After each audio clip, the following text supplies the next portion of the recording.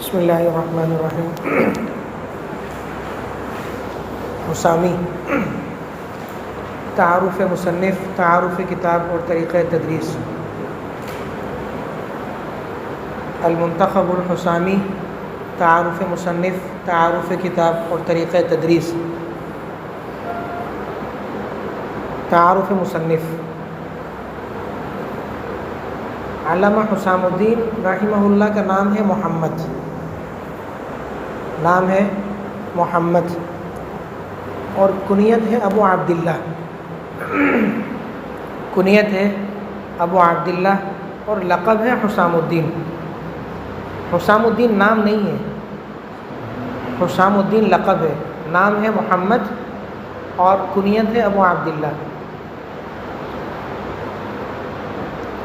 چونکہ کتاب کا نام حسامی ہے تو اس سے یہ لگتا ہے کہ شاید مصنف کا نام حسام الدین ہوگا یا اس قسم کا کوئی نام ہوگا، تو نام نہیں ہے، لقب ہے حسام الدین۔ اور جہاں تک تصانیف کا تعلق ہے تو دو کتابیں زیادہ مشہور ہیں، علامہ حسام الدین رحمہ اللہ کی دو کتابیں زیادہ مشہور ہیں، ایک المنتخب الحسامی اور دوسری امام غزالی رحمہ اللہ نے ایک کتاب لکھی تھی المنخول، اس میں انہوں نے امام ابو حنیفہ رحمہ اللہ پر بھی تشریح کی تھی، یعنی کتاب تو غالباً اصول فقہ پر ہے، لیکن امام ابو حنیفہ رحمہ اللہ پر زبردست تشریح کی اس کتاب کے اندر امام غزالی رحمہ اللہ نے۔ تو علامہ حسام الدین رحمہ اللہ نے ایک رسالہ لکھا جس میں ان اعتراضات کا اور ان تشریحات کا جواب دیا، اور ایک ایک عبارت کو اٹھا کر کے اس کی وضاحت دی، اور پھر امام ابو حنیفہ رحمہ اللہ کے مناقب بیان کیے۔ تو ایک وہ رسالہ ان کا بہت زیادہ معروف ہے، تو ایک منتخب الحسامی اور ایک وہ رسالہ جو المنخول کے رد میں لکھا اور امام ابو حنیفہ رحمہ اللہ کے مناقب کو ثابت کیا۔ پھر بعضوں نے کہا کہ 22 ذوالقعدہ کو، اور بعضوں نے کہا کہ 23 ذوالقعدہ کو 644 ہجری میں آپ کا وصال ہوا۔ 22 ذوالقعدہ یا 23 ذوالقعدہ 644 ہجری میں آپ کا انتقال ہوا۔ اس کے بعد تعارف کتاب، تعارف کتاب، کتاب کا نام ہے المنتخب الحسامی یا منتخب الحسامی۔ یہ بھی جامع اور مشکل متونوں میں سے ایک متن ہے، جامع اور مشکل متونوں میں سے ایک متن ہے، اور علامہ حسام الدین رحمہ اللہ کے شمار بھی متون نگار مصنفین میں سے ہوتا ہے، یعنی جس طرح علامہ نصفی رحمہ اللہ کا شمار متون نگار مصنفین میں سے ہوتا ہے، اسی طرح علامہ حسام الدین رحمہ اللہ کا شمار بھی متون نگار مصنفین میں سے ہوتا ہے۔ اور بطور خاص انہوں نے حسامی کے اندر بڑی بڑی باتوں کو، بڑے بڑے مباحث کو مختصر عبارت کے اندر بیان کرنے کی کوشش کی ہے۔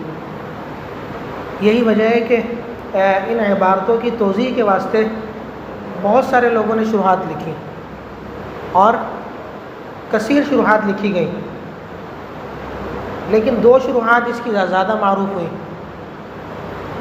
ایک التحقیق اور ایک التبیین۔ یعنی شروحات تو بہت لکھی گئیں لیکن دو شروحات زیادہ معروف ہوئی، ایک التحقیق اور ایک التبیین۔ التبیین، التحقیق شیخ عبدالعزیز بن احمد بخاری رحمہ اللہ کی، شیخ عبدالعزیز بن احمد بخاری رحمہ اللہ کی التحقیق، اور التبیین ہے علامہ امیر کاتب اتقانی رحمہ اللہ کی، علامہ امیر کاتب اتقانی رحمہ اللہ کی شرح ہے التبیین۔ یہ دو شروحات بہت زیادہ معروف ہوئی، اور حل کتاب کے لیے یہ دونوں شروحات بہت زیادہ مفید ہیں، ایک التحقیق اور ایک التبیین۔ اور اسی طرح اس پر حواشی بھی بہت سے لکھے گئے، لیکن دو حاشیے زیادہ معروف ہوئے، دو حاشیے زیادہ معروف ہوئے، ایک حاشیے سیال کوٹی اور ایک حاشیہ نامی. حاشیہ نامی تو آپ نے دیکھا ہوگا جو متداول نسخے ہیں ان پر جو حاشیہ وہ حاشیہ نامی ہوتا ہے عام طور پر، حاشیہ نامی. اور ایک اور حاشیہ بھی ہوتا ہے حاشیہ نظامی، لیکن حاشیہ نامی زیادہ بہتر ہے اور علماء نے اس کو زیادہ پسند کیا حاشیہ نامی کو. اور ایک ہے حاشیہ سیالکوٹی. اس حاشیے کا غالباً کوئی الگ سے نام نہیں ہے، اسی نام سے معروف ہے. اور حاشیہ سیالکوٹی لکھنے والے ہیں علامہ عبدالحکیم بن شمس الدین سیالکوٹی. علامہ عبدالحکیم بن شمس الدین سیالکوٹی، انہوں نے لکھا حاشیہ سیالکوٹی.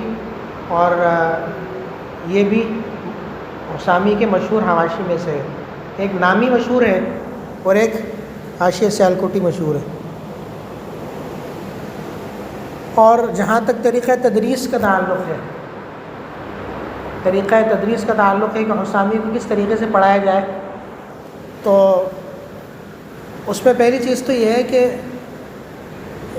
جہاں حسامی کی شروحات کو دیکھا جائے، یعنی دو شرح اچھی ہیں، التحقیق اور التبیین، جہاں ان شروحات کو دیکھا جائے وہیں 3 کتابوں کو اضافی بھی دیکھا جائے.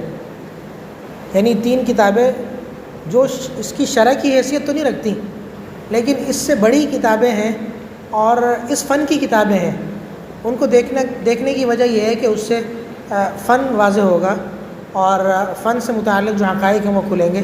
تو 3 کتابوں کو مزید دیکھا جائے. ان میں ایک توضیح دلوی ہے کہ توضیح دلوی اس سے بڑھ کر کے کتاب ہے اور اس سے زیادہ اس میں پیچیدگی اور مباحث کو کھول کر کے بیان کیا گیا ہے. تو ایک توضیح دلوی کو دیکھیں اور دوسرا تسہیل الوصول، تسہیل الوصول ایک اس کتاب کو دیکھیں اور وصول. اور تیسری کتاب ہے ارشاد الفحول، ارشاد الفحول. ان 3 کتابوں کو الگ سے بھی دیکھنے کا اہتمام کریں. یہ تینوں کتابیں اگرچہ حسامی کی شروحات میں سے تو نہیں ہیں اور نئی حواشی ہیں، لیکن یہ 3 کتابیں فن کی کتابیں ہیں، یعنی اصول فقہ پر لکھی گئی کتابیں ہیں. تو ان کتابوں کو دیکھنے سے فن کی معرفت حاصل ہوگی. تو ان کتابوں کو اضافی بھی دیکھنا چاہیے. اسی طرح دوسری بڑی اہم چیز یہ ہے کہ استاد کی کوشش صرف یہ نہ ہو کہ کتاب کو حل کروا دے. وجہ یہ ہے کہ یہ کتاب اوپر درجے کی کتاب ہے. اس سے پہلے 2 کتابیں گزر چکی کہ اصول الشاشی اور نور الانوار، جن میں آپ نے حل کتاب پر زور دے دیا اور بہت زیادہ اس میں گہرائی میں آپ نہیں گئے. لیکن یہ کتاب ان سے اوپر کی کتاب ہے. تو اس میں کوشش یہ کرنی چاہیے کہ طلباء کو اصول فقہ سے مناسبت پیدا ہو جائے اور وہ صرف مباحث کو سمجھنے پہ قادر نہ ہو بلکہ بڑی اچھی طریقے سے اس کو بیان کرنے پر بھی وہ قدرت رکھتے ہوں. وجہ یہ ہے کہ یہ کتاب بڑی ہے اور جو دیگر کتابیں ان میں حل کتاب آپ نے کر لیا. اس پہ ہونا چاہیے کہ اصول فقہ سے طالب علم کو شدید مناسبت پیدا کرا دی جائے اور طالب علم صرف کتاب کو سمجھنے پر اکتفا نہ کرے اور استاد کو بھی چاہیے کہ صرف کتاب کو سمجھانے پر اکتفا نہ کرے بلکہ اس کے اندر کتاب کی جو مباحث ہیں ان کو بیان کرنے کی صلاحیت اور سلیقہ بھی ان کے اندر پیدا کرے کہ وہ ان مباحث کو بیان بھی کر سکتے ہیں یا نہیں کر سکتے. تو اس پر بھی توجہ دے.